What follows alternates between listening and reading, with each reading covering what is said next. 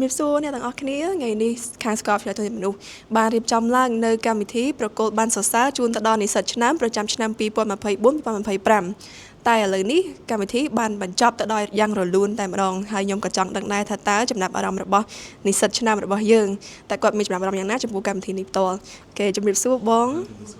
ជាតើបងខ្ញុំសូមឲ្យបងជួយណែនាំខ្លួនបន្តិចបានទេបងបាទខ្ញុំបាទឈ្មោះសុខាតារិតសប្តាហ៍ថ្ងៃដែរខ្ញុំរៀនជំនាញនីតិសាស្ត្រឆ្នាំទី3ចំនួនទី23ចាបងអញ្ចឹងដោយសារតែបងជានិស្សិតឆ្នាំអញ្ចឹងបងអាចចែករំលែកគន្លឹះឬក៏វិធីសាស្ត្រធ្វើម៉េចដើម្បីឲ្យយើងរៀនទៅបានចំណាត់ថ្នាក់ល្អបាទបងចំពោះបងផ្ទាល់បងមកបសោទី1បងព្យាយាមដាក់វិន័យលើខ្លួនឯងត្រូវមាន goal ហើយទី1ទៀតយើងត្រូវបញ្ញាចិត្តថារៀនដើម្បីឲ្យចំណេះដឹងមិនមែនរៀនដើម្បីចំណាត់ថ្នាក់ទេហើយម្យ៉ាងមួយទៀតយើងត្រូវឲ្យមានពេលសម្រាប់ខ្លួនឯងហើយកាន់តែពិសេសយើងត្រូវរៀនតាំងពីដើមឆ្នាំមិនមែនថាចិត្តដល់ថ្ងៃប្រឡងយើងរៀនទេហ្នឹងគឺអត់ល្អចំពោះខ្ញុំអញ្ចឹងបាទអរគុណបងចា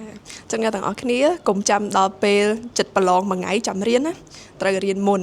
អូខេអរគុណច្រើនបងសម្រាប់ការបកស្រាយយ៉ាងបានល្អហើយអរគុណអ្នកទាំងអស់គ្នាដែលបានទស្សនាវីដេអូនេះបាយបាយ